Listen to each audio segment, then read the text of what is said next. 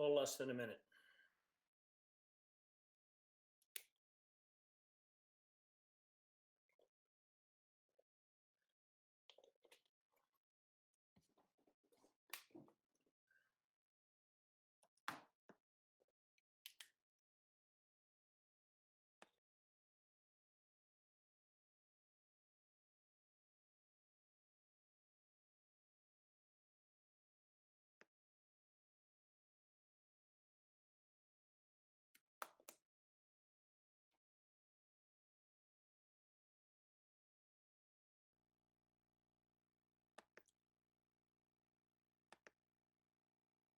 All right, everybody, welcome back.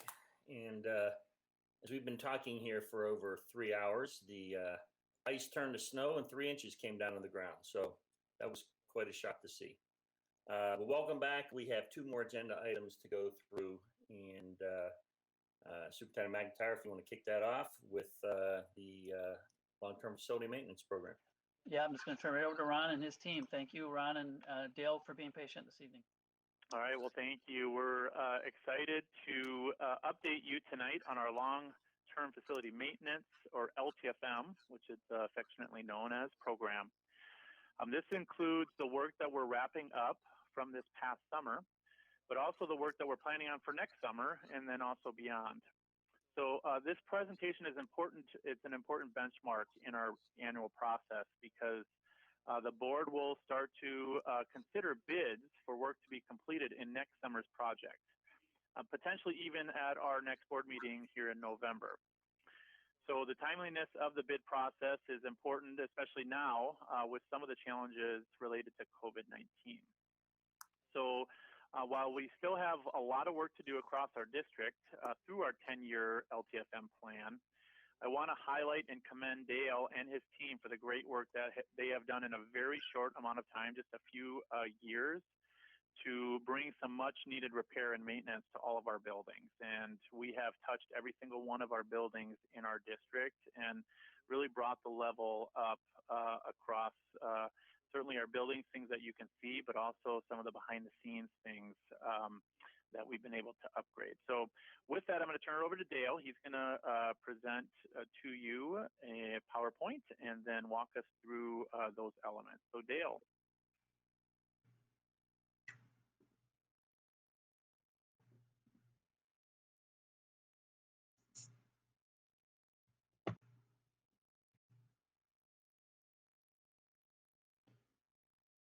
All right, can we see that?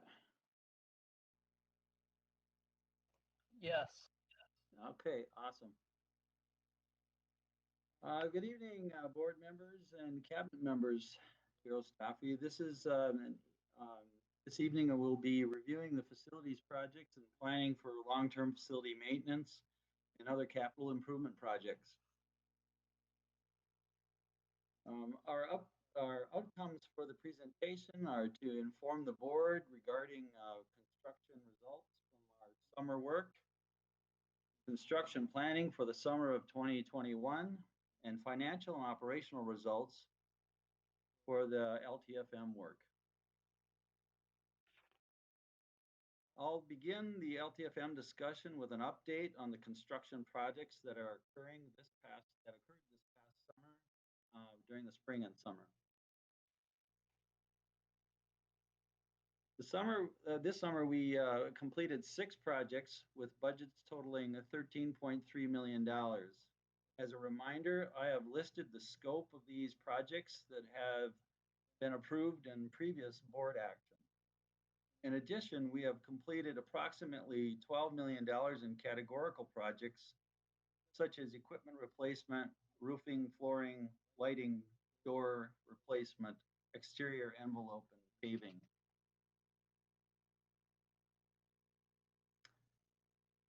Here's an updated summary page for the mechanical renovations at Elm Creek Elementary. Total project costs are tracking to close out at approximately 5% under budget. We have used $80,000 of the $150,000 contingency, which puts our change orders at approximately 2.5%. Professional fees and soft costs are tracking on budget.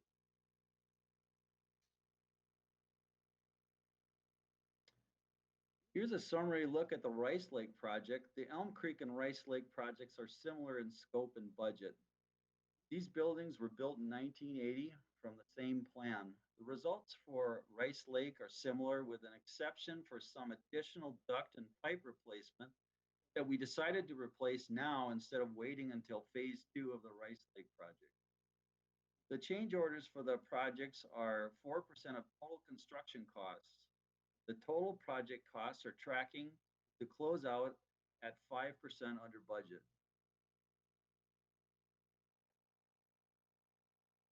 Pictured here are the before and after images at Elm Creek Cafeteria.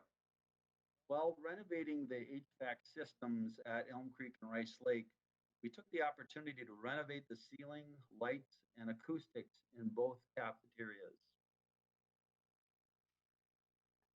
In a similar way, we renovated the ceilings, lights, and HVAC and acoustics in the gymnasium that is adjacent to the cafeterias. Pictured here is a mechanical room that was renovated. I share this because most of us will not have reason or desire to enter into this area, but it's important to note that the extent of the work that we are doing to ensure that we have reliable and efficient air handling systems. It was very challenging for our contractors who worked in this very tight space to do their work on time while following the pandemic protocols. I would like to thank key contractors who worked on the Elm Creek and Rice Lake projects for their collaboration or their collaborative work to get this project done on time. We would like to recognize the same cooperation and collaboration from our other general contractors who completed their work and projects on time under very difficult circumstances. That would be Sheehy Construction at Birch Grove, Martin's Brenny Construction at Brooklyn Middle School, Ebert Construction at Park Center High School, and Deering Pearson at Fair Oaks. Pictured here are the before and after pictures of the boiler room at Elm Creek. We replaced the original equipment at Elm Creek and Rice Lake with high efficiency condensing boilers and replaced the supporting equipment to improve performance and reliability. Here's a summary look at the Birch Grove Elementary mechanical renovations project. Due to the scope of this project, we scheduled the completion of this project at the summer of 2021. We had initially planned to complete $2.8 million this summer, but we were able to load more of the work into the phase 1 of the shutdown due to the shutdown, which gave us an access to the facility earlier. The construction is 60% complete and the change orders are tracking favorably with change orders totaling approximately $70,000 at this point, which is about 1% of the total construction costs. We are confident that the contingency work will come in under 2% as most of the discovery associated with the demolition was completed in phase 1. Restroom renovations are an important part of the mechanical work completed during the summer. Pictured here is an example of the extent of the renovations done at Elm Creek and Rice Lake.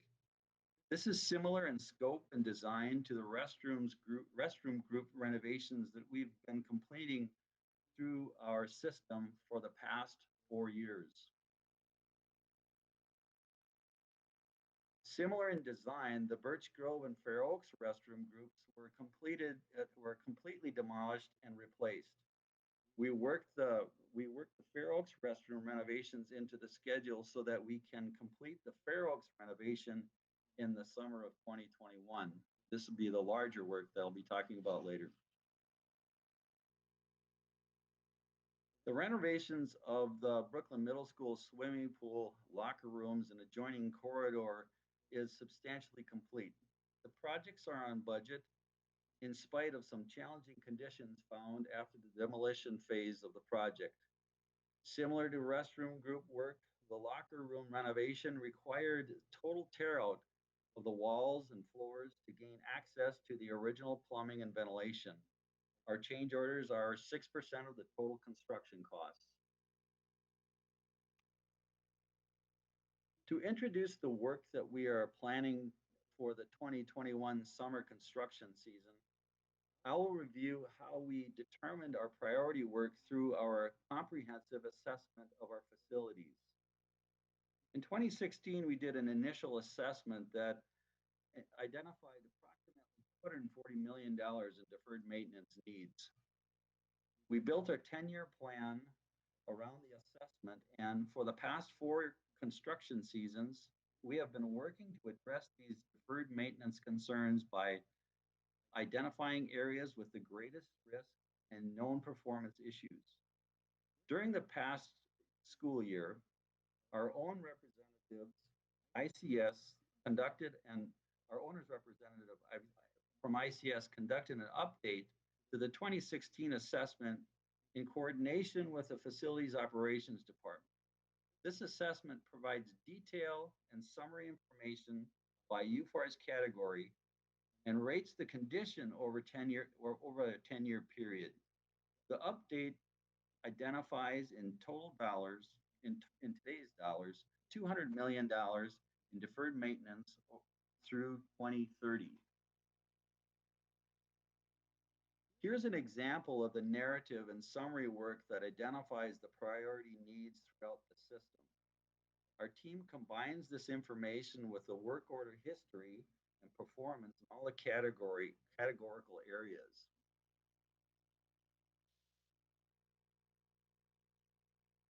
By the end of the summer, we will have completed $143 million in improvements throughout the system.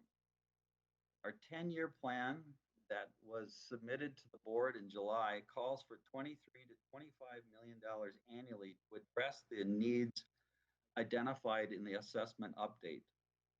To date, our major projects are under budget, allowing the operations department to catch up on more deferred maintenance projects while staying within the board-approved budget parameters.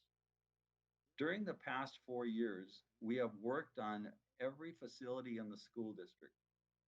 Our energy use for the period continues to show a consistent cost avoidance of over 20% as compared to the 2016 benchmark year.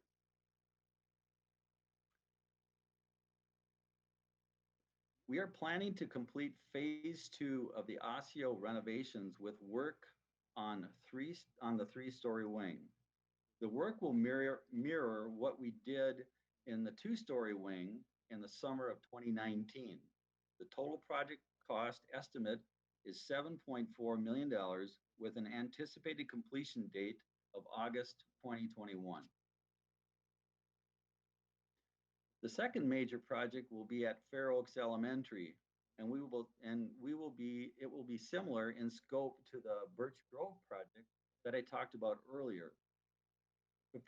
The preparatory work that we did this summer in the Fair Oaks restroom area allows us to complete the Fair Oaks project as well as the second phase of the Birch Grove project in the summer of 2021. Displayed here is the summary sheet that the board will see when the bid award for the work appears on the consent agenda for the January regular board meeting. As a reminder, the purpose of the summary sheet is to prepare the board members a quick reference for component parts of the project as we bring the various contracts to the board for consideration. The estimates are listed under each discipline, and we will fill in actual contract amounts so that the board can see how the award recommendations are tracking with the initial estimates. In the same way, shown here is the Fair Oaks project summary with the component parts and brief description of the project scope.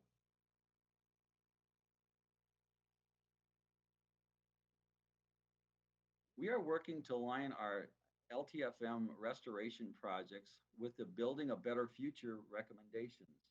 Our design development teams are incorporating the components of flex learning spaces and student-centered design in our learning space renovations. We're building on the successes of our pilot work at phase 1 of the Osseo Senior High to introduce an additional flexible learning space in phase 2 renovations. Also, at Park Center, we are tearing the unused locker areas out and converting them into flex spaces. In a similar way, we are incorporating these concepts in the design of the additions at Rice Lake Elementary.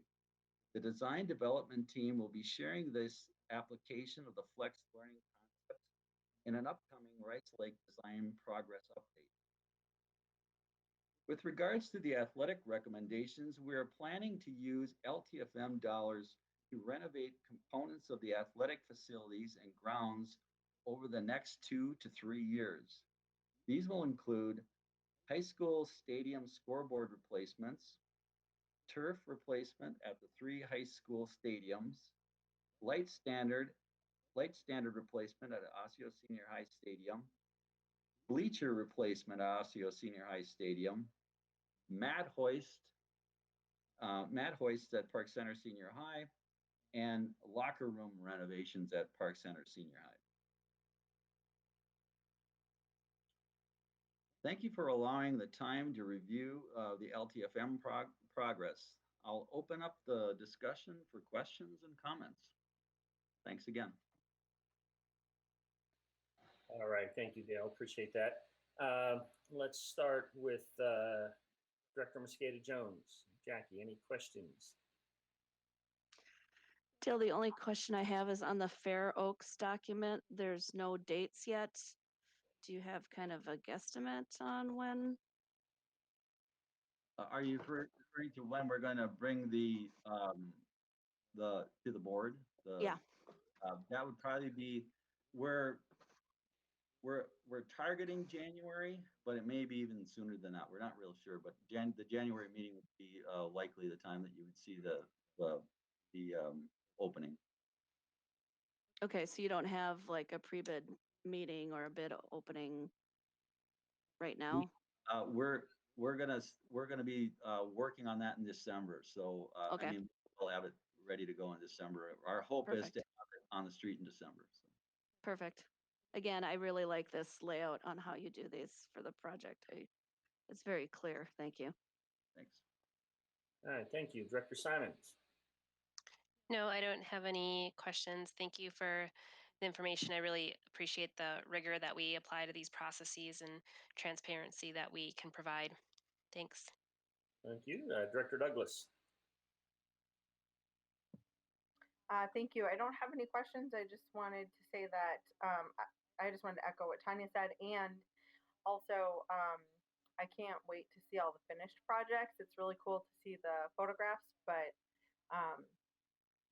some of these buildings have needed this work done for so long, and it's just really refreshing to see it kind of coming to fruition and having it be a really clear and transparent process is how we got here. So thank you. Thank you. Director Bristol. I don't have any questions per se. I just have a comment that I really appreciate the rigor that you put together here, and it looks like the quality of the work is excellent. I know that there are some projects you're working on where you're really going to be able to gain efficiencies by replacing really outdated technology. I know there's scoreboards out there, for example, where you have to buy custom light bulbs and other things that are getting looked at as part of your long-term plans. And I loved how you laid it out. I really appreciated seeing the pictures of the finished work. I know the kids have got to be really excited about it. So thanks. Thank you. Director Dawson Walton.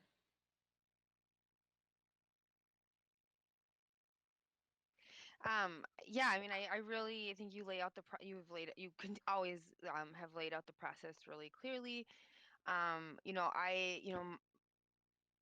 I've made this comment in the past when this comes up, and I really think that we do across the district have an equity lens, and I think that means different things to different people, but really understanding what each of our schools need in terms of renovations and updates, and that's really important. And then I would also, want to keep on the forefront that's the equity pieces throughout the entirety of the project, including as you go into procurement and even bidding and making sure that we're equitable in that area, in that sense as well.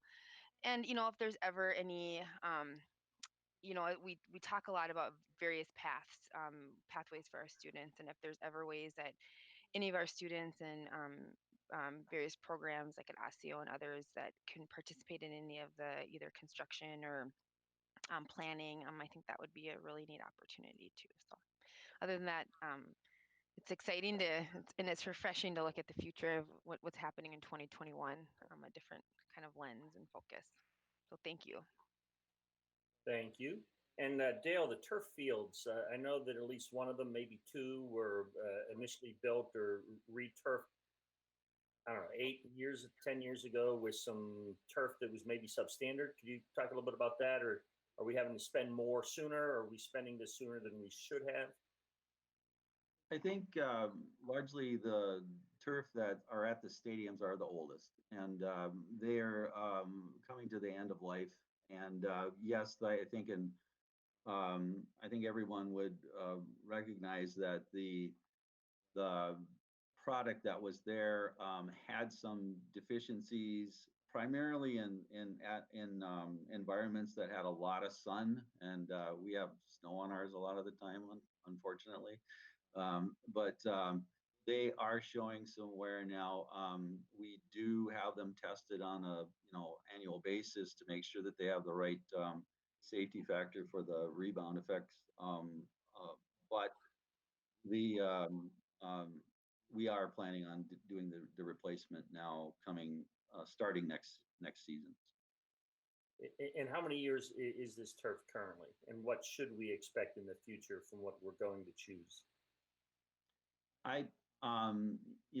It depends on which field we're talking about. The stadium fields, I would say that we're probably looking at 10 to 12 years, if all things being equal.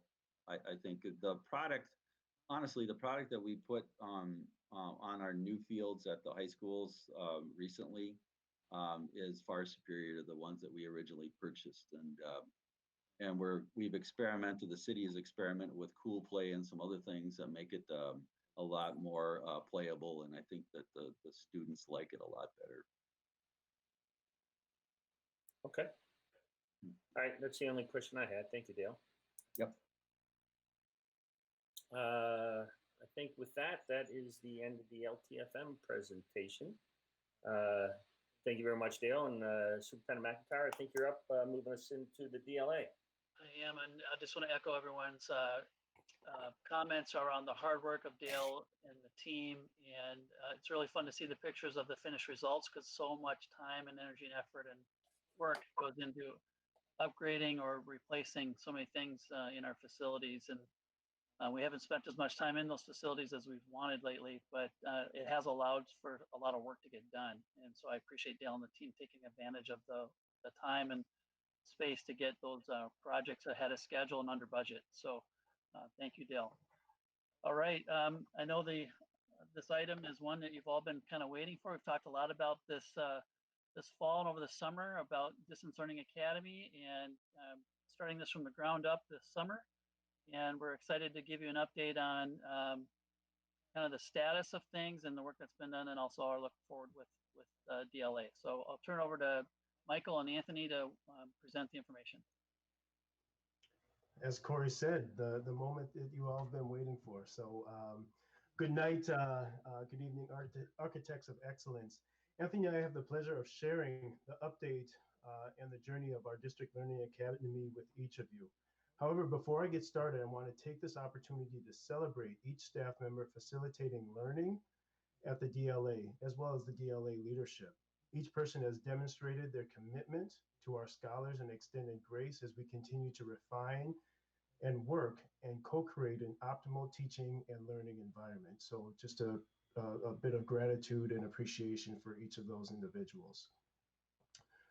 The outcomes today are just the fact that we want to certainly give you an update around our DLA programming. It has been a laborious process, but a process nonetheless. I think we've learned a lot as we think about innovation and just being able to pivot and learn and adapt on our feet. This is the essence of that as far as DLA.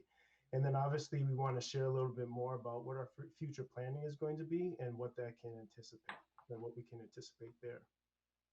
Just a brief history.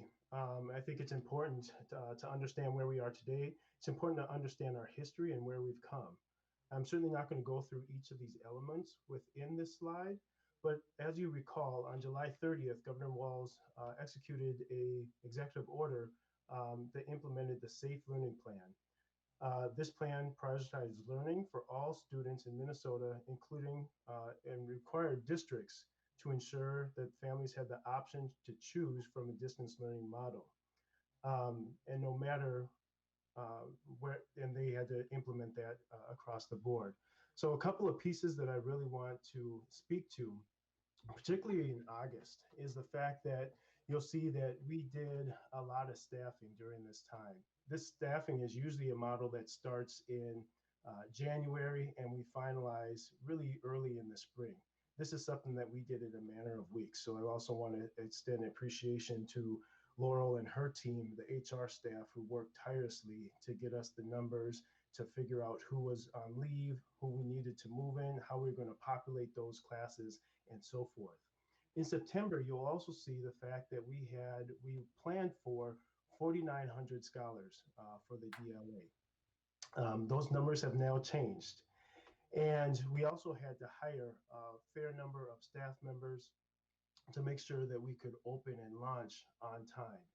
And then in November, and I'll speak a little bit more about this later, what we've learned and as our numbers have grown, we needed to right size our DLA experience. We needed to add staff members, and I'll speak a little bit later around what steps we took to do just that. This is a dashboard that obviously each of you are familiar with. Frequently we update this and share the work that we've been doing to make sure that we have a level of readiness to create high quality instruction to each of our scholars. Looking at the staffing coverage, you'll see 95%. This is fluid. This is a fluid number because our needs continue to evolve. But it's a fair number just based on the fact that where we're hiring and so forth. Some of the other pieces that I call out here is the fact that DLA number 3, instructional preparedness. There was our team did a really great job. They certainly gave our staff some sustaining operations times for them to get into their classroom, get acquainted with the material, familiarize themselves with the schedule and so forth. But they really came in and they've met the demand as far as being fluent in Google Meets and Seesaw quite well. So we are very pleased about the work that's being done there and their readiness. As we look at the next slide, we'll see the current enrollment. Just a couple of slides ago, I spoke to the fact that we were at 2,900. That's where we populated and how we staffed was for 2,900. Today, you'll see that we have just over 5,300 scholars who have elected to engage in learning in a distant model. You'll see that there's a pretty equal distribution, K through 12, from our distant learning model. You also see how it's broken down from if we introduce a gender binary from male to female, and then as far as our ethnicity, our racial groups as well. So just kind of a full population. So since we launched, you'll see the fact that we have added a fair number of individuals and scholars to the DLA. For trimester 2 right now, we're looking at about a list of about 30 individuals who are looking for health accommodations for trimester 2. As you look at our current staffing, and this is high level staffing, but you'll see the fact that we have 2 co-principals, we have 2 assistant principals. As we think about strategic investments and so forth, we had to leverage some of our existing funds to make sure that we can set our goals or reach our goals around what our seat counts are. At the high school level, we're at about 33-1. And then at our elementary level, we have a 25-1 ratio for our elementary. You'll see that we have 64 instructional ESPs and that we have 264 licensed educators there. Again, as we go back and think about what have we learned during this time, that we started out with a 4-person admin team. We realized that we needed a business manager with some of the material distribution and some other needs that began to emerge. We didn't have the infrastructure for people to answer phones, so we were able to shift people and move them to make sure that we could create a welcoming environment for our families. And we think about a licensed media specialist. The brick and mortar sites have been gracious to make sure they can partner with us through the CRCs and make sure that our scholars have access to post-secondary resources and so forth. And then finally, most critically, as we think about what our student support needs might be, as we look at the next slide, that our special ed services are fully operational with students assigned to the case managers. And again, this is an element in which we're right sizing. We're looking at our brick and mortar and seeing where shifts might be able to be available. We're looking at about an average caseload of about 20-to-1 ratio. 18 to 20, that's pretty much standard where we've been, and we're well within that realm here. Our EL supports are in place. One of the things that we were able to get is talking points to make sure that we can engage our families in a very, very meaningful way, so we can communicate with them. Again, with the total population, we have just under 800 of our scholars who identify EL, and we have just under 700 who identify special ed. So we want to make sure that we have a meaningful infrastructure to meet our scholars' needs and our families' need. And then social emotional learning is built in with daily advisory. We're also looking at revamping our student services staffing as far as counselors and social workers. That's something that we're going to look at trimester 2, and we're in the process of building that out. At this time, I want to pass it over to Anthony, who's going to speak about the elementary school day. Yeah, so for the next couple slides, I'm going to share with you all kind of the structure of what the learning environment and learning day looks like. So specifically at elementary, our school day starts at 8:30 and ends at 3. And the day is broken out in kind of those 6 kind of block period chunks that are sandwiched between a morning meeting and an afternoon meeting. So every morning, our youngest scholars, they meet with their teacher and have kind of a welcome to the day, morning meeting situation, kind of explain some of the outcomes for the day and where they're going, wrap in some social emotional learning and community building with our scholars. Then they'll break into different live learning and small group block sessions. So while some of these blocks are kind of back to back in how they're structured, they are all kind of interchangeable and can be moved around within those different segments. So you'll see there's a combination of sessions where teachers will be providing live lessons around reading, math, science, social studies, as well as built-in independent asynchronous learning time throughout that day for the students. Then at the end of the day, for the last 20 minutes, they will do a full class afternoon check-in, or kind of the reverse of the morning meeting, to again bring the whole class back together to recap the whole day and engage in, again, opportunities for community building and social emotional learning. That schedule looks very similar Monday, Tuesday, Wednesday, and Thursday. Friday is more of an asynchronous day. So there's still the beginning and the end with a morning meeting and an afternoon check-in. And then there's some small group check-in work that may occur throughout that time. So besides specialists, teachers might bring in a small group of targeted intervention students. Special ed might have a special ed group meeting, or EL might have some additional EL services that are provided on that day with small targeted groups of students. Friday through Monday, you'll also see groups of students with different specialists, whether that be music or PE. Band and orchestra also are provided as opportunity to our more intermediate elementary learners. If we switch gears to our secondary school day, again, they start from 8:30 and end at 3. So our school day K through 12 runs at the same start and end time. 6 through 12 runs on this same style block model. And our middle school runs more like a traditional junior high model than it does with than it looks like in your traditional middle school teaming model. The way that we're running courses and electives. Students are still getting access to all of their same electives in middle school: band, orchestra, choir. We've got FACS classes, our tech ed classes, our health class in 7th grade, actually our health class in 8th grade as well. All of our advanced or honors middle school courses are running as well within this structure.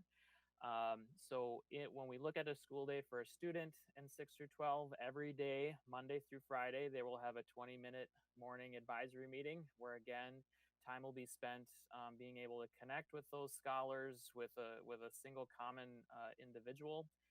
They'll do that in a live session, time to build community building, help with expectations and support students within a distance learning model, as well as build in some of those social emotional learning opportunities within that advisory time frame. In the school day, the first 3 blocks of the day were broken into 80-minute blocks, are all live, synchronous kind of learning opportunities for students.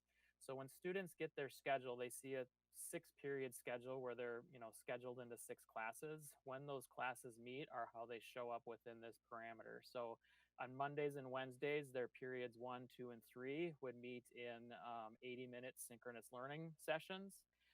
Periods 4, 5, and 6 is that last 80-minute block, which is an asynchronous independent learning, where they will check in with some small activities that their teachers from those other period classes would kind of post in an asynchronous format. There's intentionality about having that 4th block set as that independent learning time as well. For students who want to and are engaging in our extracurriculars back at their home schools, because the secondary program starts later in the day, we needed to be able to compensate for that time if they needed to travel and get to an activity at their physical site. So they have that space and are able to flex around that independent work time within that school day. Friday, just like elementary, again, is more of an asynchronous style day for all of our students. The morning, again, they will still have that advisory in the morning. And then there's opportunities throughout the day where small groups will get pulled together in a potential live session, whether it's a targeted intervention or a small group that a teacher needs to bring together for something that they're working on in their class or need to do some additional support with students. Special ed, EL will provide some additional supports within those targeted service small group times as well. When we talk about secondary high school courses, so we talked a little bit about the middle school courses. So we are running a wide gamut of courses at our high school level, which partially because of our enrollment, the number of students that we were able to tally to bring in really provided a wide opportunity of experiences for our students. It is an opportunity and a challenge at the same time as we've been trying to navigate schedules and making sure all of that can be coordinated and functional for what we're doing. But band, choir, orchestra are all being offered. Most of our AP courses are being offered. Honors courses are being offered, and a wide variety of electives within art, tech ed, PE, are being offered as well within the Distance Learning Academy. So that kind of gives a background and a structure around what that experience looks like from a student and the academics that we are able to offer and provide for our students. I'm now going to transition into just some of the data around attendance and how we see students engaging with their technology within the Distance Learning Academy. When we look at attendance, and this is the snapshot for the first 9 weeks of school, the Distance Learning Academy attendance rate has really mirrored what we've seen in our district as a whole, even as we've been transitioning at our physical sites from different learning models. We have an average daily attendance of right around 95%. And you'll see on the chart on the left, that's our DLA attendance, and the chart on the right is where our district attendance is for that comparison. You will see week 1 actually shows as 100% attendance because we kind of pushed our school week back a week and we used those days provided by the governor as planning preparation days. So those were counted as full attendance days, as was authorized through the executive order. So that's why you'll see 100% attendance for that first week of school. When we look at digital engagement, I've got a few charts that we're going to go through, and I'm going to kind of explain the background on these charts. So all of our student devices, we run Relay. It's a software tool that not only provides our internet filtering for all of our devices, whether they're on campus or off campus, it also provides us with some monitoring data on the back end to understand how our technology is actually being utilized, and where adjustments may need to be made. The system has different categories, just like any filtering tool has, around putting different website activity within buckets. One of those buckets within Relay is educational. Not all of the tools that our students use are classified in that educational bucket. So Google Meets, Google Docs, Google Drive, those actually get classified in a miscellaneous non-educational bucket because they're seen as a business tool. So they're classified as a business computer bucket, is how I will put it. So as we compare educational groups versus non-educational groups, it can look a little skewed compared to how our students are actually engaging with the tools overall. So when we look at the first chart, activity by time of day, this kind of gives us, shows us a snapshot over a 30-day period. So this is the last 30 days of how our 9 through 12 DLA students are, when and how they're using their district issued devices.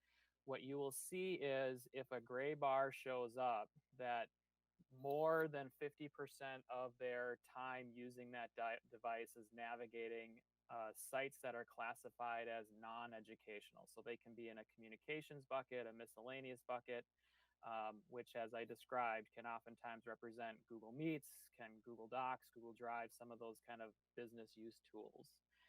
We noticed that between really 10 to 2 is when our students are most engaged with their technology devices at the high school level and really engaging in what that learning is. And then it drops off gradually throughout the day. What we've observed, and I brought this data last year in the spring, is that our students are engaged at all different hours throughout the day with these devices and using them for educational reasons at different, all different hours of the day. And I think that really speaks to the flexibility and ability of, depending on different home situations and learning situations, of when a student is able and has the ability to engage with the learning. If we look at the chart on the right, we kind of look at activity by day of the week, so we can see how students are engaging or not engaging with their devices. Fortunately, we're seeing a drastic drop on Saturday and Sunday, which lets me know that students are checking out and they're going out and doing things that are not using their technology, which I would encourage and hope that all families and students are finding that time that they're, checking out and finding that non-tech engaged time. Wednesday is our highest activity day with students using their technology. And we can kind of see that Monday through Friday, there's kind of a steady use throughout. If we look at 6 through 8, we see some strong similarities between what we see in 9 through 12 within the 6 through 8 arena. Wednesday still being the greatest day of engagement with students using their technology devices and getting in. Still that 10 a.m. to 2 p.m. being our kind of peak hours of when students are really engaging with the learning. And you'll notice as we drift time later in the day around 4 o'clock, students start using their devices a little more for kind of some of those non-instructional things versus educational related, and it kind of continues to drift until the next morning of a school day. When we look at elementary, this there, as I share some of those non-educational or other activities, shows up a lot stronger. And as we dig in further into kind of the traffic that students are using, it's definitely a lot limited sites that our elementary students are engaging in. The top 5 websites that our students use are Seesaw, Google Meets, Google Docs, YouTube, Clever, and Epic. Epic is a English language arts kind of reading program, literacy program that our elementary students use. So when you look at those gray bars, Google Meets, Google Docs, and YouTube is represented within those gray bars because those are not classified as education-related sites. They're in that bucket of business use. And when we look at how students are using those Google Meets, obviously they're using to have a lot of engagement and interaction with their teachers. And YouTube, we've got teachers that have a lot of instructional videos that they've created and they're posting on YouTube and then embed those YouTube videos within Seesaw. We see a lot of that happening at the secondary level within Schoology, but there's just a lot more educational sites and resources as students get older that teachers bring in and are utilizing, which is why you see a higher green bar in our 6 through 12 lens as we do within the elementary arena. Uniquely, we're still seeing Wednesday in our K through 5 as kind of that peak day when students are really engaged with a lot of different digital learning activities within that space.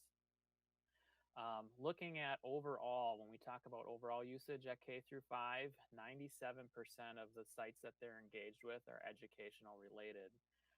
If we jump back to 6 through 8, when we dig into kind of some of the stats within our devices, 88% of what students are doing are educational site related. When we start to incorporate in YouTube and some of those things that are not necessarily classified automatically in the education bucket, and it's an 87% overall educational usage at our 9 through 12 level. So that overall, that speaks to the district issued technology that's in the hands of students is really being used the way that we're intending it and hoping for it to use. I would suspect as we have some of our older students, as they get into 9 through 12 grade that may have a second device or a cell phone device, a lot of those non-educational or non-instructional applications are potentially used in those arenas. I kind of lean that way, knowing how many requests we get from students to open up different websites on our devices, because we do block a lot of gaming sites and some other things that students might occasionally be interested in from an entertainment perspective, but don't necessarily have the value that it needs to have from an educational perspective. When we get into some highlights, Michael is going to share some of the things that have come together as we've been working and learning through the Distance Learning Academy. And one of those is a parent, kind of a PTA group, a parent group that's come together and have had one meeting. And I've had the opportunity to engage with one of those parents to anecdotally collect some parent feedback that I'm going to share in the next 2 slides of kind of what their perceptions around some of the top positive things and top challenges are right now from a DLA perspective. We are working on a survey that's going to go out district-wide, kind of a pulse survey that I know Corey's been working on with the Learning and Achievement team. We'll be able to isolate some additional feedback around parent perceptions and engagement within DLA as we continue to move forward, but wanted to bring some anecdotal feedback that we're hearing so far. So on the positive end, we're hearing from parents that these are kind of the top 4 things coming from that parent group. That teachers are amazing, and as Michael attested to at the very beginning, we've got it's a whole new learning environment that teachers are engaging in, where it's you're teaching 100% in an online environment, finding new creative and innovative ways to engage your students, keep your students engaged, and still maintain the rigor of expectation that we have for our scholars to be successful. The routines and the consistency has been great. So as I shared what that school day structure is, we're finding that families are really appreciating that structure. There's some predictability and awareness of knowing how the school day is going to happen. They're happy with the amount of live learning. So there's always that balance of screen time, synchronous versus asynchronous, and there's challenges on each end, and I think we all as a leadership team and as teachers as well are still navigating what that balance is. But we're at a space right now where families are feeling happy with where we're at with providing live learning opportunities. And as we continue to learn, we'll adjust that as we need to. And then flexibility granted by teachers. So again, really teachers engaging with their students and understanding that we're all learning, we're innovating, and growing together in this new environment, and every day is getting better and more successful as we continue to move through. Now there are challenges that comes with all of our programming, and families are navigating these challenges as well. I think the number one most overwhelming challenge we're hearing about is really kids making connections and friendships and trying to figure that out in a virtual space, and what does that look like. And I've anecdotally heard of some parents trying to form Facebook groups where they can do meetups of students outside of the distance learning academy, but it's a different environment where kids aren't naturally coming physically together and engaging in a normal environment. So still trying to navigate and figure out what that means and how we can build those opportunities. The length of time needed for parents to supervise their students' work, and I think this is potentially a little more elementary driven than secondary driven, but it's still trying to figure out what does that mean? How do I balance that within my work life or my home life, and how much needs do my students or children have? What is their level of independence? And again, navigating that with their classroom teachers as well as to how to make everything work best and fit well. And then Schoology, as we continue to work on, and so we're hearing kind of the inconsistent way teachers organize Schoology. So we do have a base Schoology template that teachers are using, but teachers will kind of modify that and organize that in different ways that may suit them from an instructional standpoint, which when you're at a secondary level, from one teacher to the next, that might start to change and look a little different. So from a parent navigation standpoint, that could definitely bring some different challenges as we're all working on how to navigate some of those pieces together and looking at how we improve upon that. So that's some of the initial parent feedback that we're hearing as I engaged one of those parent members to kind of reach out to that parent community and give us some anecdotal feedback that I wanted to be able to present and share with how things are going up to this point. At this time, I'm going to turn it over to Michael, and he'll kind of share some program highlights and just some of the next steps we're taking as we get through the remainder of this school year. Sure, and even just going back to the timeline, you'll know that you'll identify the fact that we were staffing, and so some of the pieces as far as orientation, as far as a pre-service week with the staff and so forth. Certainly we offered that, but it may have not have been robust as some of the teachers may have been accustomed to. So where we acknowledge that. The other piece is that as we think about orientation, that's a great opportunity to build that community. As we've talked over time about family and community engagement, there was not an infrastructure there to promote that because it was a new upstart. But as we think about I really appreciate and celebrate the families and certainly the leadership of DLA because they created a parent Facebook page. The leaders have met with that group, and they had their first meeting as identified on the slide, October 27th. Some really good conversations emerged, some really partnership, and the good spirit as far as just really wanting this to be a success. So I certainly appreciate and celebrate that. And then what spawned off of that was just communication, that there's weekly newsletters that come in from the elementary, and then newsletters coming from the secondary level, just to make sure that in a distance environment that they are doing what they can to really promote a kind of cohesive community in a virtual space. So that's certainly to be commended. We've got over 6,000 parents that we're communicating with. So to make sure that they're engaged and they're well informed about how their scholars are doing. So as we think about a response to need, one thing as I think about is the fact that we don't necessarily have teacher voices in this presentation. We've had the opportunity to engage them, but this notion of responding to need is just that, is that we were able to engage some of the teachers and identify there's some gaps. And so how can we kind of mend those gaps?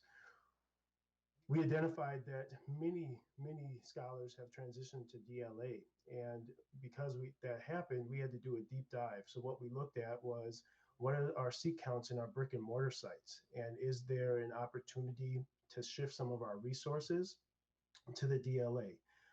Each of you are aware that that's ultimately what we had to do. We shift 3 elementary educators to the DLA just due to class sizes.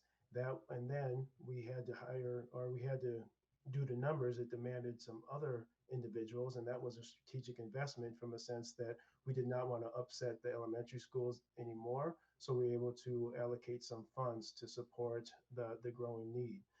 And that speaks to item number 2, the class sizes. We saw class sizes well beyond what our parameters are, and we worked diligently to try to get those class sizes in line.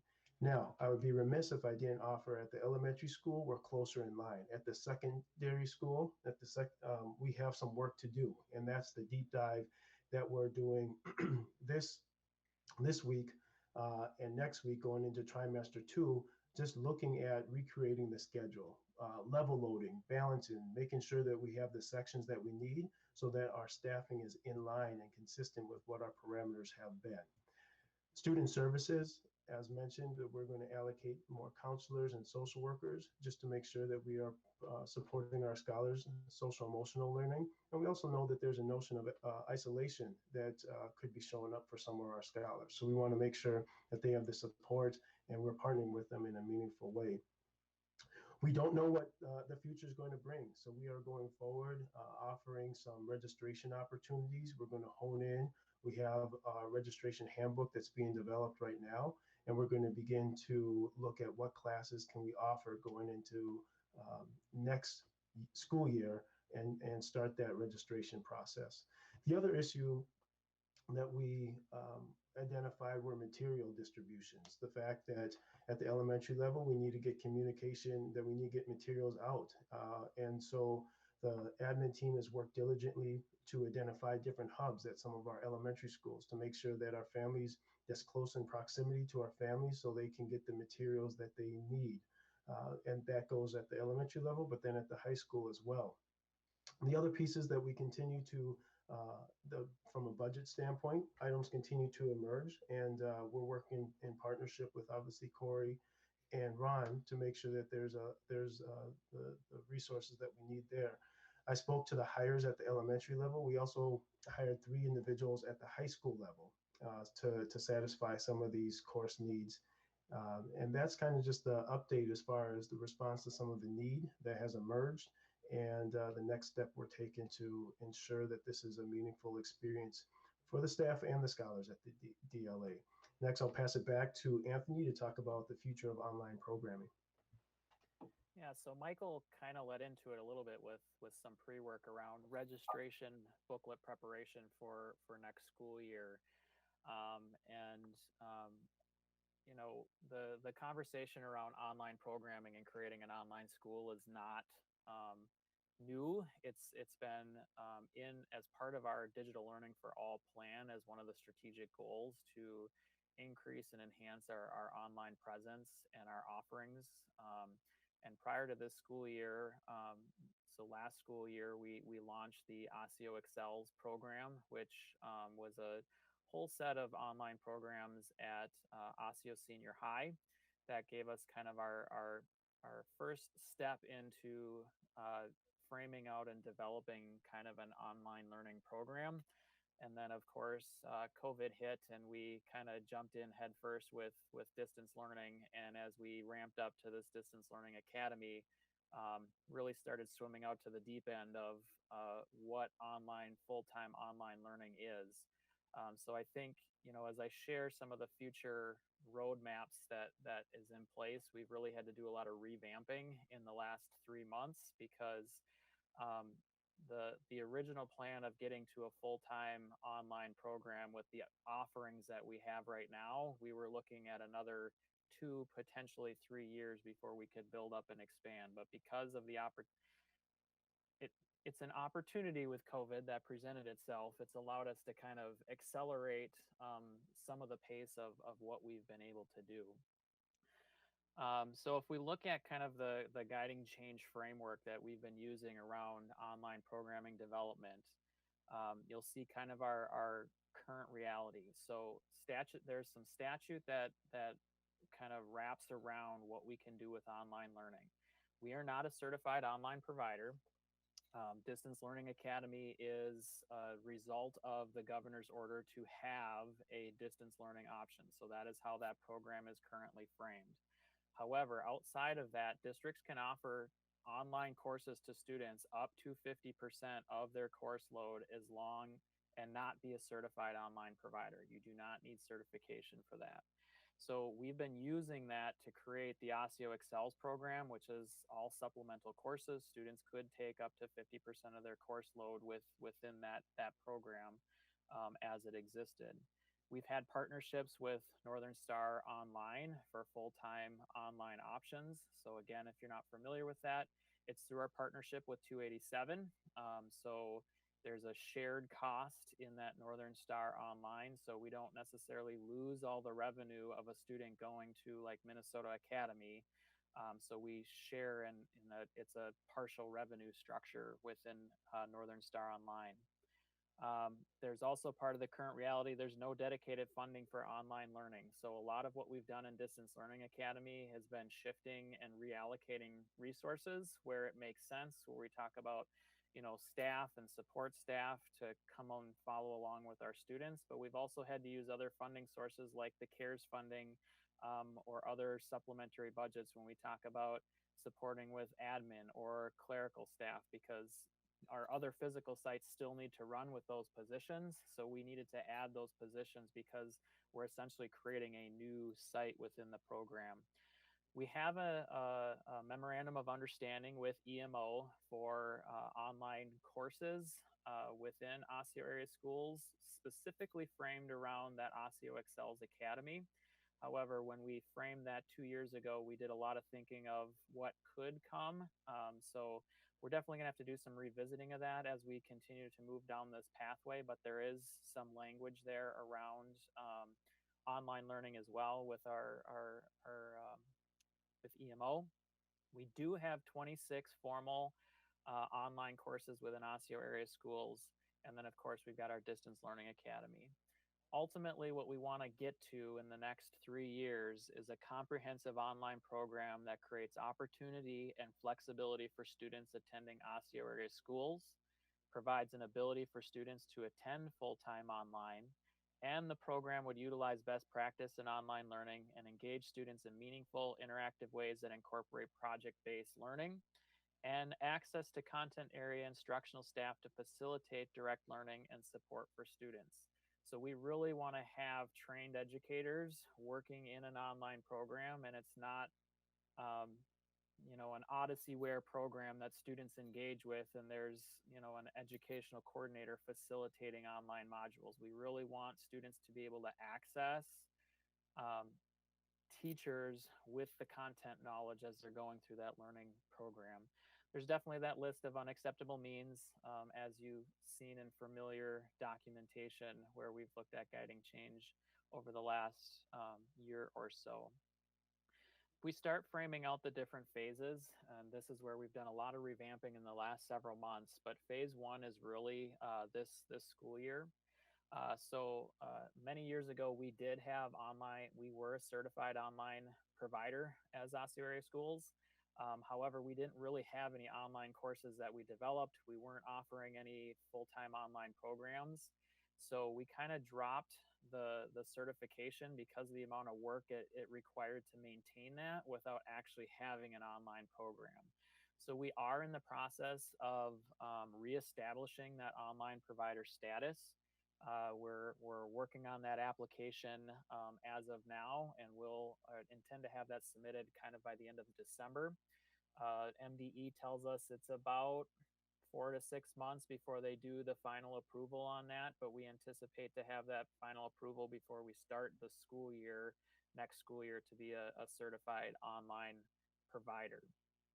We'd be working on establishing a budget for an online program, which I'll share a little bit about some things for us to think about as an organization and to get on your radar as a board in terms of what budget means for running an online program. Definitely working on, as Michael mentioned, that registration guide of developing our online program course offering. The program for next school year would really be focused around core and graduation required courses and getting students to be able to take a full course load. What we have learned through the Distance Learning Academy, while it's been great to offer such a wide breadth of academic opportunities, it's been a challenge to manage that holistically. So looking at how we can get back to a reasonable, manageable course catalog that we can effectively implement and monitor and train teachers around to make sure that our program continues and moves forward highly successfully. Definitely would be looking at our normal course registration pattern. So once that course registration book gets put together, we'd be looking at registration for students in February and March. Following along those parameters that would fall right along within our staffing guidelines. So as we have students register for this online program, that's going to allow us to set kind of what our targets are to be able to staff this spring like we would a normal school year, as opposed to trying to ramp up in several weeks right before a school year starts to get a program going.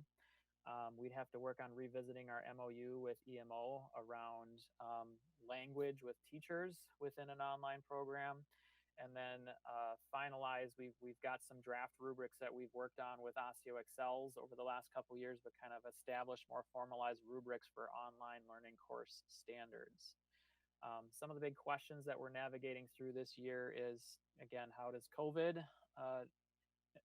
kind of parallel the distance learning option, parallel with where we're going with online learning? How are students expected to full-time enrollment versus supplemental enrollment? We've kind of navigated that question already. So we would be looking at next year would be full-time enrollment students only. In our reverse plan, we were going to start with supplemental and then move to full-time. But as we're trying to plan through what may lay ahead with COVID, we know there's going to be families that will probably still be seeking a full-time option as we move into next school year, and not knowing the chart of the virus and what may be state guidance that will come out. If we have to continue with a full-time option, we want to be prepared and ready for that and be able to do full-time learning options very effectively and efficiently. As we look at the phases over the next 2 years, so next year, while the full-time program is running, we would look at exploring how we would build in blended, or what we're calling supplemental courses. So any one of our comprehensive high school students, if you're attending Maple Grove Senior High, how can you take a course or 2 courses through the online program versus having to attend it as a full-time student?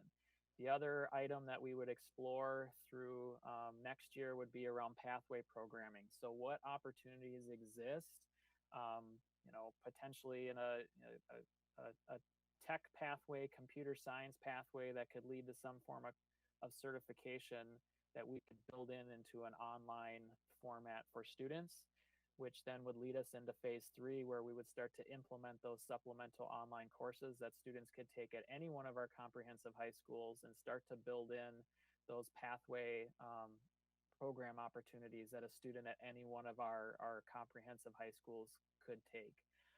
The same pathway model could be built out as well for middle school offerings within that space as well. It's just, we've got some future planning to do in our next couple years as we go through what that looks like.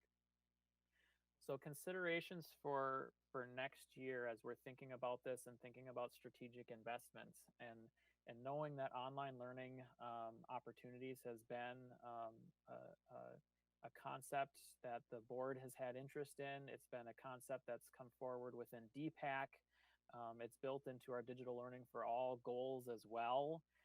So really looking at how we can get this amplified up and going in a full-time learning option starting next year. There are some things that we need to think about from a funding standpoint, in particular when we look at our administration, support staff, supply, resource budgets. Those are all had to be found out of CARES funding or other resources that aren't currently allocated. So we would have to figure out how to establish that in the long term. Teaching staff, again, depends around enrollment. So students that are enrolled, it's going to generate revenue. If they're, shuffling around from different sites, it's a reallocation of staff. If this is an opportunity that allows us to increase enrollment because we bring students into our program, we'll generate revenue on new students coming in that will help to build and offset some of those costs and expenses around what that means for ongoing funding. One of the things that I do want to make sure I articulate and is very clear with the board as we move forward and become a certified online provider, there is a statutory cap on any online learning class, and that's at 40. So while we've navigated some challenges with large class sizes and addressed them to get them back into our staffing parameters, we haven't been out of compliance because we're not running a certified online program this year. This is the distance learning option that we have to provide in the executive order.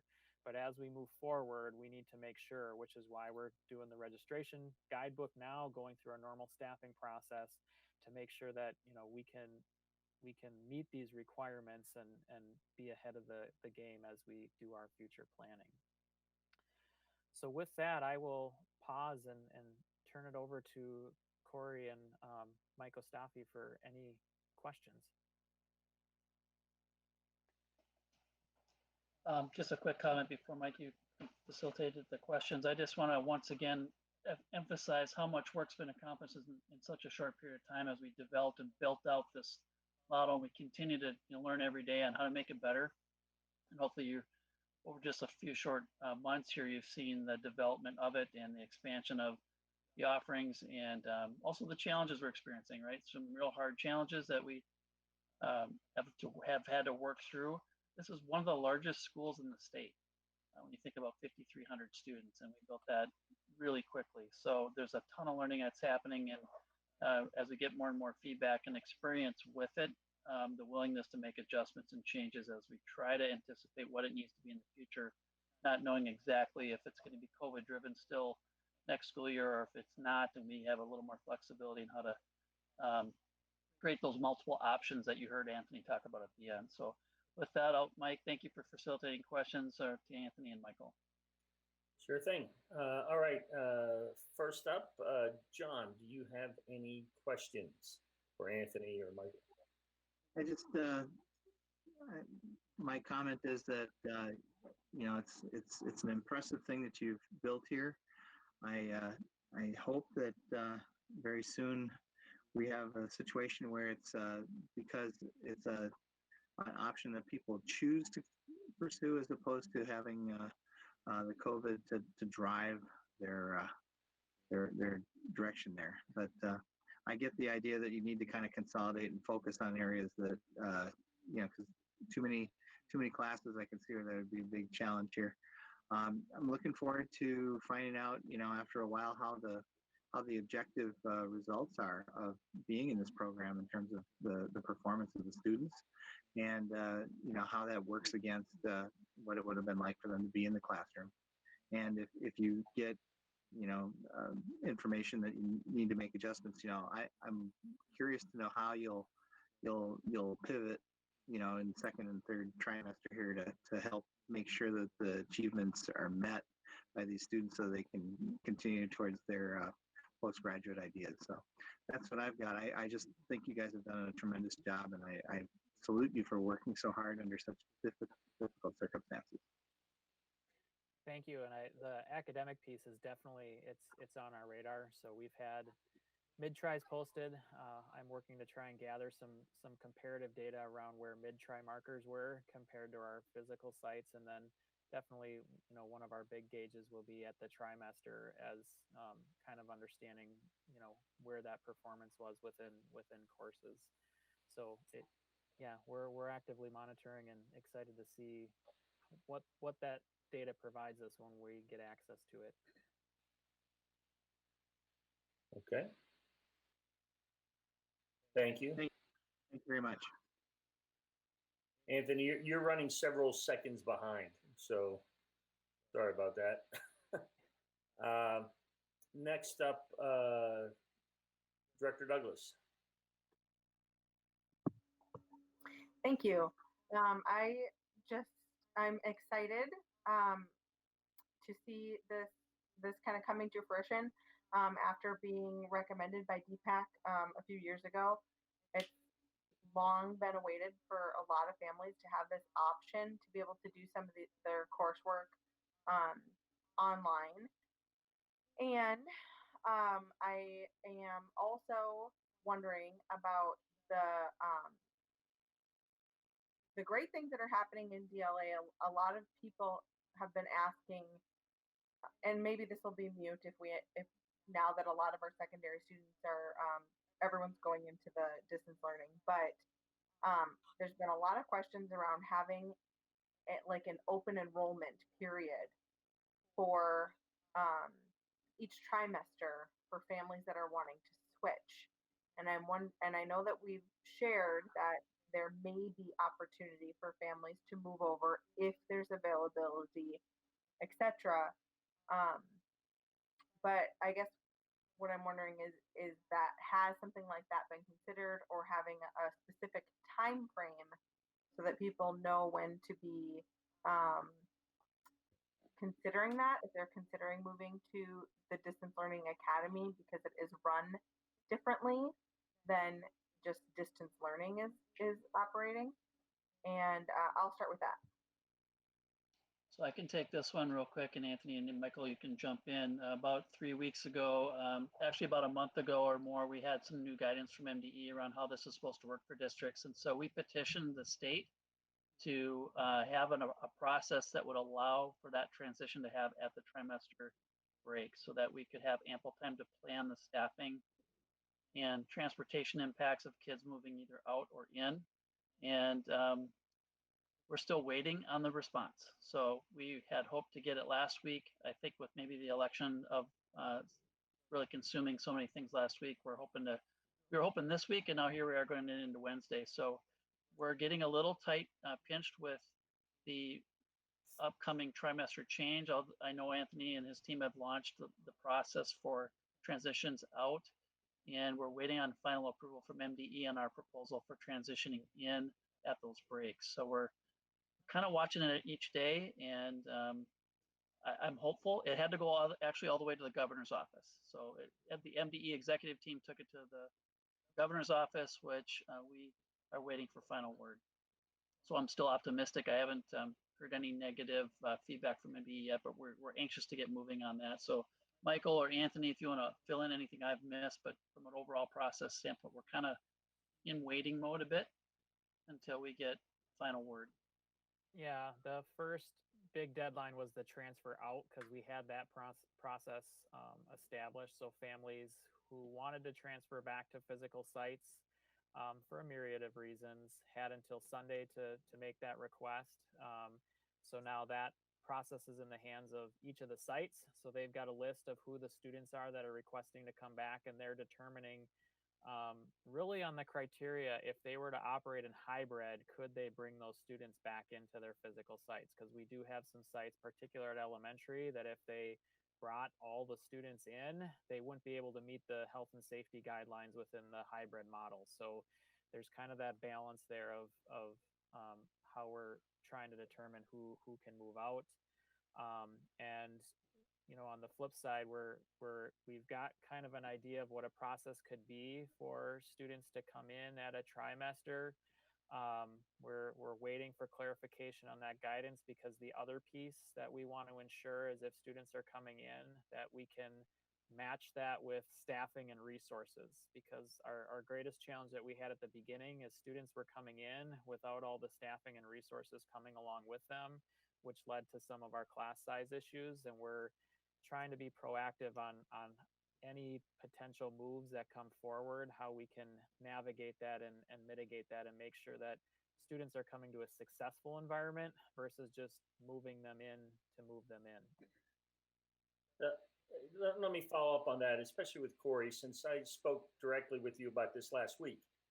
This whole issue around the timing of Try-2 is in what, 3 weeks now? So we're already at a window where it's going to be chaos if we gain approval. Why don't we go ahead with what we have? And if they don't, and because if we don't, and we have no move at all. So why don't we go forward with what we've proposed and get slapped on our hand if they don't like it, but they haven't given us any alternative. And the alternative is we don't allow anybody to transfer into DLA because we won't have any time to prepare for it. So why are we still waiting? We're moving as fast as we can to make that happen, Mike. That's the simple answer. We got a lot of things moving, and we're trying to make sure we do that process in a way that we can, we didn't get immediate support for a wait list idea either from the state. So we are kind of working around that piece. And I think by the end of this week, we're going to have that process nailed down. So the short answer is we're going as fast as we can. Well, actually, we're not. I mean, the issue is we're blocked by the state at this point, and it's been 3 to 4 weeks. What more information do they need to have from us? Is there anything we can provide them to help move that along, to help our students have some source of knowledge that they will be able to move, they won't, or mainly our parents who keep asking about this. So the blockage is not coming from us at this point. Nope, they have all the information they need. It's just in the hands of the governor's office at this point, and they've been, there's a lot been going on this last week. So I reached out to the assistant commissioner again today, just putting pressure on him as best I can. Okay. All right. Thanks. Who would ask that last question? Is that Heather? Yeah. Yeah. So thank you. That is helpful information. I also wanted to ask Anthony about you had talked about kind of as we move into an official online school, kind of scaling back those course offerings to the core subjects. And obviously, math, science, all those things are core subjects. But when you say core subjects, do you also mean course offerings that fulfill the elective course requirements like music, things like that? Yeah, so it's a little more than just core subjects. So it'd be those core graduation courses that they have to take. It would be elective offerings that meet graduation requirements, and then enough elective offerings that would allow flexibility so students can still take a full schedule. So in particular we talk about senior, they really only have 4 courses that are, end up being required, and most of their schedule is elective. So we're actually partnering with the departments in DLA to say, here's the core courses that you have to offer. In addition to that, based on what we've seen at sites, what are most interested courses, here are some ideas of what courses we might want to offer, and getting some feedback and working with the teachers on building that registration handbook. So Ben Carls, who's the secondary assistant principal for DLA, and Jill Kind and I met earlier today to kind of talk about that. We are talking about band, choir, and orchestra.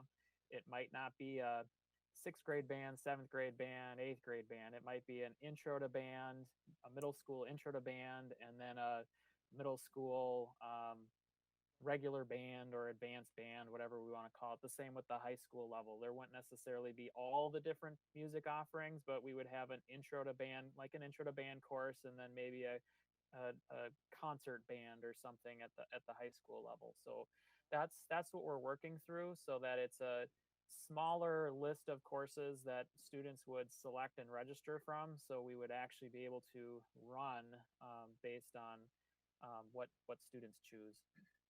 Okay. I have one more question. When DLA first brought this forward, it was initially talked about in a much smaller scale. And I guess the proposition was that students who wanted to take certain courses, like for example, a health course, that they would be able to take that online kind of in their own time and then free up an elective while they're in person in school.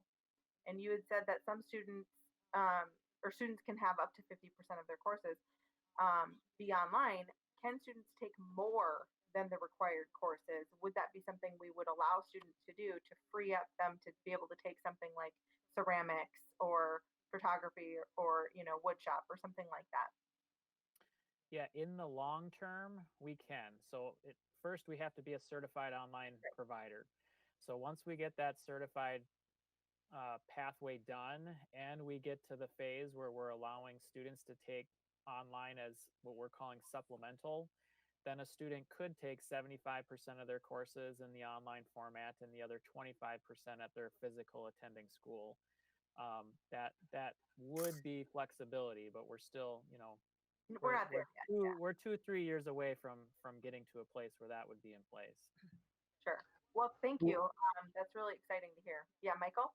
Yeah, so Heather, I was just wondering if part of that was even what your experience has been at Osseo High School as well. That's the intent, right? So we would have Osseo Excel, so you could take 6 classes and then a 7th class that could help accelerate. And oftentimes the issue was the health class for scholars who were in music or a language. So they would take the health, phy-ed outside of the day over the summer, whatever the case might be, to free up to ensure that they had opportunity and access for the health classes for graduation, but still could take language and music. So absolutely. Yep, that's exactly it. So thank you. I will yield to another board member at this time. Thanks. All right, thank you. Director Dawson-Long. Well, I have to say, like I am so proud of the work that's been happening with DLA. I remember when we were you were kind of first introducing this to us, and kind of going through the process. I have to admit, I think until last week at the AMSD call, I realized the DLA is truly an innovative, cutting edge approach to our learning models. And I learned that because we had, during the AMSD call, we were in breakout sessions, so different districts. I was probably with 8 other district leaders, and the question was around an online type of school and planning for that. And a lot of the questions that we've been already grappling with this last month, several months that we've been in it, and I know it hasn't been always perfect, and I know there's so much to learn, but I just want to extend my gratitude and really excitement and support for moving this forward. It's been leaps and bounds in like a small amount of time, and I really think that we're gonna our district is going to be really looked at as a model district in this way, in this approach. And so to stand up a whole new online school, and I know it's not like official online, and there's some things that go through, it's amazing, and I'm so proud of this. And so thank you. I just want to say thank you, because there's so many there's so many different aspects of it, from technology to just instruction. And I know our teachers have had to been extremely flexible throughout the district. I know some schools have been able, had to pull some teachers, and that was really hard, because I think one thing at Osseo, our schools build a really strong sense of community that's really special. So I think any type of movement, it's hard, but we are one district, and we're getting through this together, this pandemic and all the changes. So I just want to like level set that, and just um, I'm just really blown away by the work that's gone into this. Chelsea, if I could just jump in, sorry, just for a second, I want Yeah. to celebrate a couple more individuals. Our secondary assistant principals, high school assistant principals who are helping with the schedule, our middle school business managers who are helping with the middle school schedule, and then obviously each of the principals, secondary principals who are supporting having their staff reallocated to help build out the schedule for the remainder of the school year. So as you were speaking, Kelsey, that just made me think about that. So thank you for your comment, and then just wanted to celebrate those individuals as well. That's great. Thank you so much. And with that, some of my questions are just around, I mean, I know Anthony, you had mentioned that, really it would be capped at 40, and that's still a really large class size. I mean, I've never been a teacher before in ESP. I have taken online courses, and they're some of the harder courses, and just in terms of you have to have some real, be really self initiate and responsible and follow up. And I even look at my daughters in hybrid learning in elementary and just the amount of follow up. So I just can't imagine having a class size that big. So I do really even though I know that's the max and that's kind of what they're allowing, I really do think we need to look at that and really look at the ratio that we wouldn't want to go to that necessarily. I mean, in every class. So um, and then my next question was around technology needs of our staff. I mean, I know we focused a lot on, our students and ensuring they have hotspots. And so is that same kind of approach with our staff? Because I know that we all have various difficulties with connections and connectivity and then technology. So Yes. So one of the big things that we're rolling out with staff, and this isn't just DLA, but so we've been planning for a while to make a shift of our staff from desktops to laptops to kind of provide for that better work productivity and mobility. And because of CARES funding, we're able to front load that. So we've had 1,800 laptops that finally got delivered as of 2 weeks ago that my team has been ramping up to get deployed. Our DLA staff have been picking up and exchanging their Chromebooks for their new laptop this week.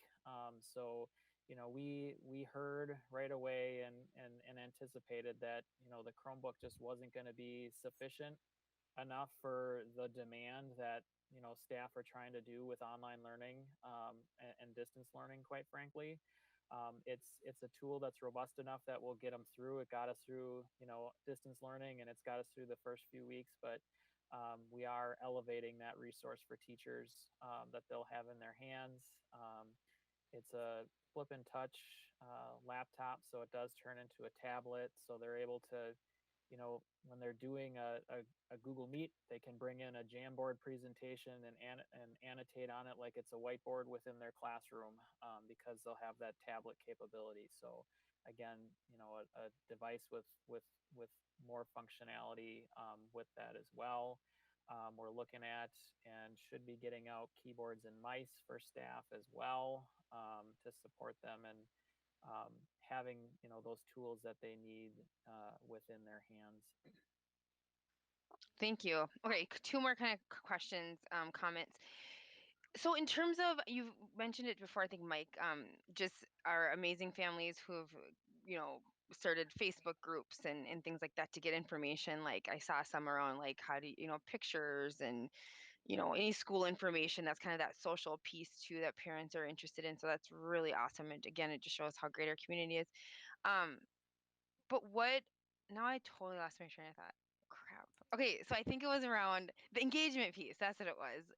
How are you, like, so when it comes to um, further engagement of our staff, ESPs, including teachers um, and our families and students, how are we um, making sure we're continuously kind of like, whether it's like, I don't know, a listening session or some type of feedback section for people um, to kind of share their information, share their thoughts or solutions. Sure. Well, part of it certainly starts at the building level. So I know that they have a building leadership team. I know they have staff meetings and so forth. I have weekly meetings with both of the administrators, both Lisa Hartman and Kristen Hauge, just as updates, just to see how I can partner. I know Anthony does as well. So I know that there's mechanisms in which to have those conversations. as we think about engagement. And what I really think about is our colleagues who are ESPs. I know that they've been incredibly fluid through this experience, and so how can we bring some stability to that experience and really leverage their brilliance and greatness, and our ESPs do a wonderful job in many cases building those relationships. So that can be a value added that maybe we can tap into a little bit more. So those are some things that we will continue to examine and think about. I think once we level set into trimester 2, that's really going to give us trimester 2 and trimester 3. My hope, crossing my fingers, is that that's really going to give us a baseline. We'll have everything set, hopefully, and will give us a baseline, and we can really start testing some of the models, and then we can figure out what adjustments, tweaks we need for trimester 3, and then really launch with fidelity into next year. That's wonderful. Well, great job, everyone. I think it's really exciting and very innovative. I love it. All right, thank you. Director Simons. Yeah, so as we approach 11 o'clock, I want to keep it brief and I'll send my additional questions. Guys, I appreciate not everyone's not at home, so I know you guys have to drive through the weather. So thank you so much for staying late, and especially those that have to close up shop there and handle that. So thank you. Um, I think this is just one of those amazing things where a team comes together to create this huge heavy lift, and it's really difficult and it's challenging, and you have finally the opportunity to step back and take it in and just like celebrate. Wow, this is something amazing that the district has put together. So just congratulations to everybody involved and for the sacrifices that were made to pull this together and the work that's still being done to continue to improve it. To make it work for all of our students and families. So just really great, thorough presentation, clear expectations of what the student experience should be. So I look forward to kind of seeing the same type of presentation for other learning models. So DLA is kind of setting the path here for how we can evaluate and ensure that we're successful. So I love that the Facebook group is a source of parent feedback. But I also want to be mindful that not everybody is on social media. So how do we ensure that we're getting a full scope of everybody's voice on how that's working for them, and be intentional to ensure that that's representative of everybody in our district. I would love to continue to learn about how we're getting that parent voice and feedback in the other models as well. So again, thank you for the hard work, and it's really fun to see the outcome here. Yeah, I just want to quickly mention that Facebook group, Tanya. That was really independently and organically grown by families. It's not run by the leadership team. The families have reached out and engaged us to create that kind of almost PTO group that Michael mentioned that met in October. So we use some of our other communication methods around kind of those newsletters that Michael shared with our elementary and secondary.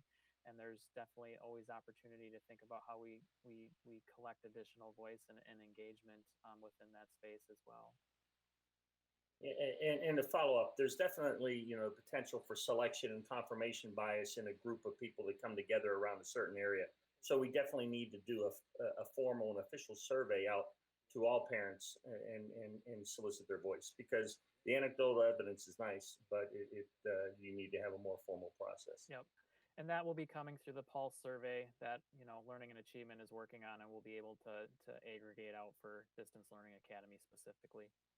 When's the timing on that? Right now.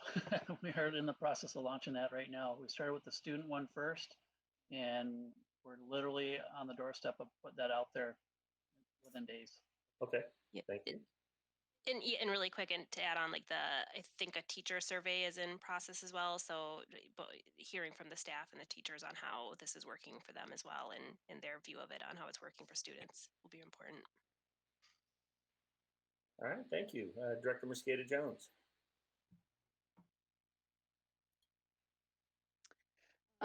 First of all, as someone who has taught online in years past, I can't even tell you how exciting this is. But other people have already said it, so I'm just going to echo that. I have a question, Anthony, for you. I'm excited about the technology that staff is getting. I'm just curious, are doc cams and monitors also part of that process? I just know for myself when I'm teaching, I use my doc cam and that second monitor to manage and take data and stuff. Yep. At this time, doc cams and a second monitor are not a part of that. Part of it is we don't have the budget capacity and resources for that at the moment. That is it would be a significant investment that wouldn't necessarily get repurposed if we don't have the same size school and a number of teachers in it next year. So that's, part of the things we're processing through with that. Okay. And then can someone give me kind of a class, because I know we're having some class size issues at the secondary level for DLA. Is there a range of like, this is kind of our smallest class and this is kind of our biggest class, just to get an idea of where we're standing? I know we're working really hard to get those numbers down, especially down under 40, but as Director Dawson Walton said, you almost need online courses to be smaller because of the intensive work with them. Michael, I don't know if you've got a number on a high and a low. I know it's uneven distribution. So, part of, as we've said, moving into trimester 2 and why we're overhauling the schedule for 6 through 12 for the next 2 trimesters. Because if you average out the classes, they're at about a 33 average, which tells you you've got some that are running high and some that are running lower than normal. So Absolutely.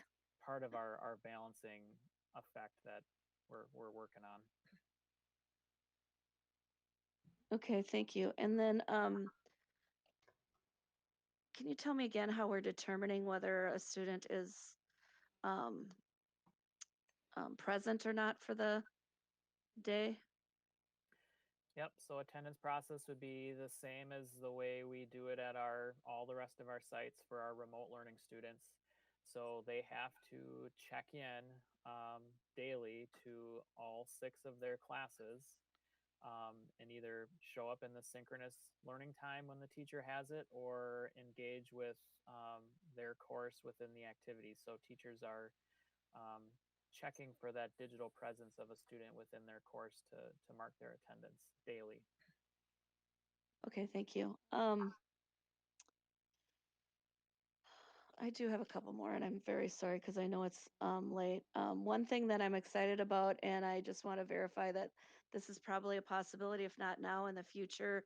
And I think you alluded to it when you're talking about intro to band and other things is, for instance, if we have a 7th grader that is ready to do calculus, that they would be able to more easily do calculus in this kind of a in this kind of format. So there might be more flexibility as far as students being able to get challenged or have interests that may not normally fall within their grade level.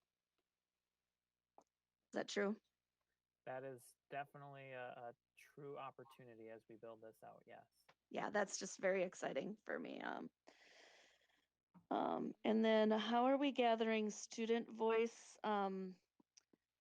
in the development of this, in the continuing development and improvement process on DLA? And then my last question after that, just so you know, I'm rolling up here. How are we making sure that there aren't kids falling through the cracks? Because I know I've been teaching online all year.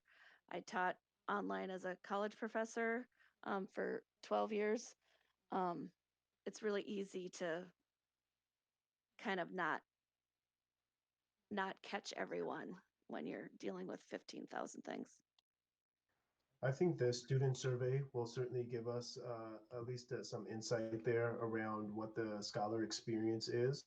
I also know that we'll plan to follow up and have some listening sessions and so forth with scholars. And then the other piece was as far as ensuring, I'm always skeptical with the word ensuring, right? I certainly want to, do the very best we can, but I don't have the power to ensure much of anything.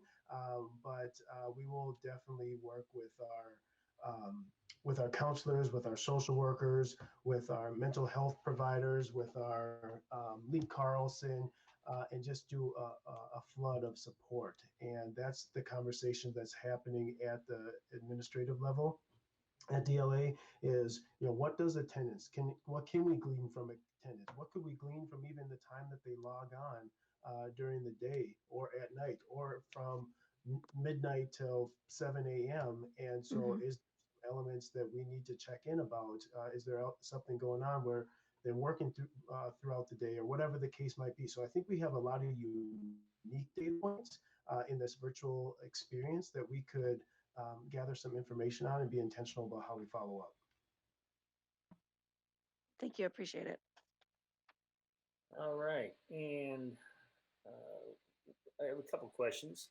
The Osseo Excels, the Osseo Excel Academy, was this the second year or this the first year that it was fully offered?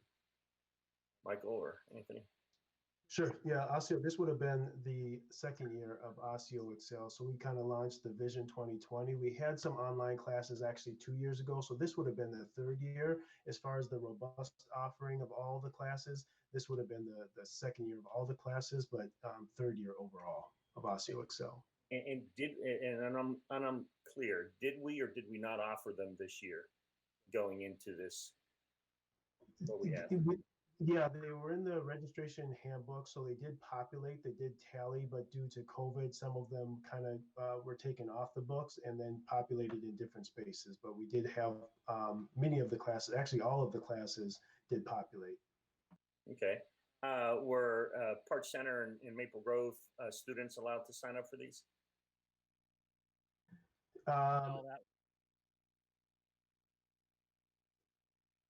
No, they did not.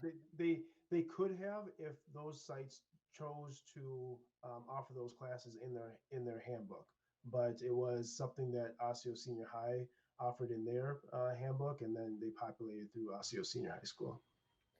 So the 27 online courses that we already had approved, those primarily were all running at Osseo. So they were approved at a district level and could have run in any high school course catalog. So pre-COVID, as we were mapping out our online programming, where we were going to start for next year was to get those 27 courses in all of our comprehensive high school catalogs. So our plan has shifted a little bit because of how we're restructuring based on building the full online program. Okay, but as we move forward, the goal is to not have this school-centric, that it will be populated by teachers across the district and that it will be offered to all students across the district. Yes, to a certain degree. It'll be somewhat school-centric because if you have a full-time online student, you still need to have them reported to a school for state reporting. It'll be school-centric to a degree, but students can take a concurrent enrollment course within the program. It'd be a little more similar to what we do with NSO, but not losing the enrollment dollars to NSO. Okay. Registration for next year is coming up, what, within 3 months? When is it typically? January? Yep. And we talked about it's going to take at least 6 months to get it approved by MDE. So what are we going to do if we get a lot of people sign up for these courses and MDE does not approve in time the next school year? Do we have a contingency? Yeah, we're staying in close contact with MDE as we're moving forward with that application process. We don't anticipate any challenges, especially knowing that our previous application, which a lot is based off of, was already an approved application. So it's we kind of know what the expectations are as we move forward and in. We also need to plan this way because, as we mentioned, we don't necessarily know what COVID is going to do. So we could very likely be in a position where we're still having and required to offer a distance learning option for families, and we're kind of moving forward with that. And again, staying in close communication with MDE with our application to get that process through. Okay, and the DLA enrollment, how many people wanted out? You said we've already tallied those up. How many, what percentage, what number? It's around 320, 350. All right, so that's 6 to 7% of the total in there. Okay. And Mike, just so you know, a lot of people's computers shut down at 11 without our ability to stop it. So we are going to lose a lot of people in about a minute or so what do you do when you get to pull an all-nighter and actually work hard? You just wait log for it back to in, but reboot. it takes 10 minutes. Come on. All right. So fine. I got one last question. K through 5 usage. It looks like every hour of the day, the kids are using it more for non-educational activities than educational activities, based upon the presentation that you showed. So, even during 9 to 10 o'clock, 10 to 11, 11 to 12, there's more non-educational activity than educational activity. Yeah, What's so driving that? Is that the way things are classified, or is there a problem with not keeping kids involved? So as I mentioned, overall 98% of the usage of elementary is educational related. So there's a large portion of that data that's classified as non-educational is actually really educational use. It's Google Meets, it's Google Docs, it's Google Drive. Those applications get classified as business, and they're put in the other activity bucket, which doesn't get grouped in with education. And that we're going to take this offline, but why don't we fix that reporting if the reporting isn't actually telling us what we need to know? Yep. So we're working on that. It's a manual process where we got to click on all the different sites and change the bucket that they're in because they're preloaded based on the company's tool. Okay. All right. That's it for me for now. We actually had a good conversation about a lot of some of the other numbers yesterday, so thank you. With that, Corey, any final comments, questions? No, I know it's late, and I appreciate all the comments and feedback tonight on all our topics. So thank you, board members, and appreciate our team hanging in there and presenting tonight. Okay. With that, we will adjourn this meeting at 11:04 p.m. Thank you, everybody. Have a good night. Right. Thanks, everybody. Good night. Take care.